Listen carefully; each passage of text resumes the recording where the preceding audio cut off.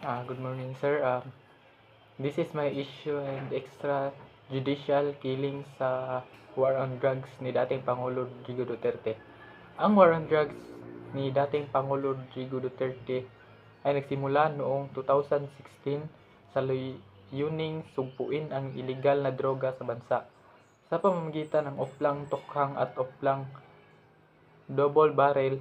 Hinikayat ng mga hinahanalang gumagamit at tulak sa sumuko habang nagsagawa ang pulisya ng mga operasyon laban sa mga lumalaban.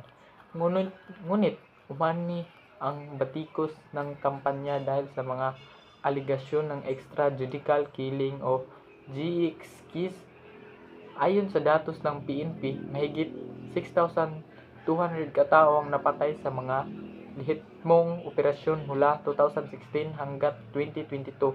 Gayunman, sinabi ng mga human rights group na naabot sa 12,000 hanggang 30,000 ang nasawi kung isasama ang mga pinatay na hindi kilalang sariling. Ang kaso ni Kian de los Santos, isang 17 taong gulang na binaril noong 2017, ay naging simbolo ng mga pagdududa sa proseso.